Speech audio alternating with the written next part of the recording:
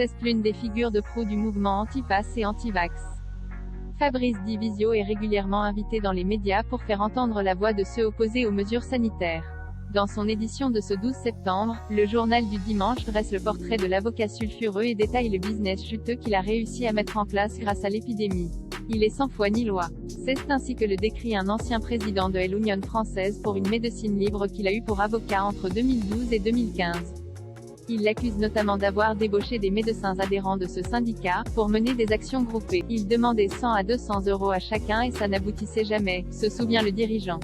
C'est de l'esbrouf, un profiteur de la crise qui n'a aucun intérêt à ce qu'elle s'arrête. Une épidémie qui rapporte gros. L'avocat rattaché au barreau de Paris a créé il y a plusieurs mois une plateforme en ligne pour déposer plainte contre les mesures gouvernementales. En quelques clics, toute personne pouvait porter plainte contre le pass sanitaire et l'obligation vaccinale, sans avoir besoin de présenter de papier d'identité. Un moyen qui permet de déposer plusieurs plaintes sous des noms différents.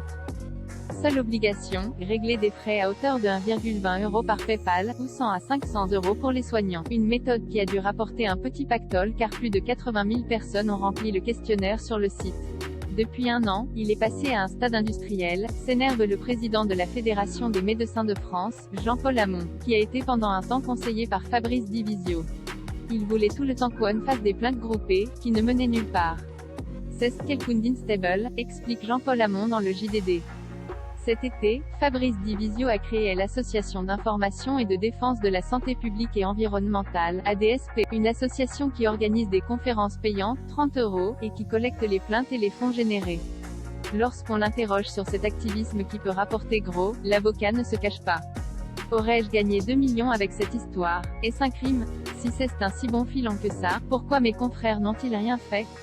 Il affirme notamment toucher entre 18 000 et 25 000 € par mois. Fabrice Divisio, un personnage qui entretient le flou. L'avocat est un personnage qui entretient aussi un certain mystère autour de ses compétences professionnelles. Il serait titulaire d'un master en droit public et philosophie politique de Paris 2, mais sans préciser la date d'obtention du diplôme. Il dit gérer 12 salariés, mais il est Y en aurait que 3.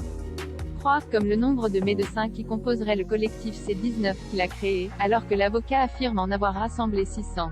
Enfin, il se vante d'avoir remporté des centaines de victoires devant les tribunaux, alors que le site de jurisprudence Doctrine nous apprend que depuis 2008, de nombreux recours ont abouti à des rejets.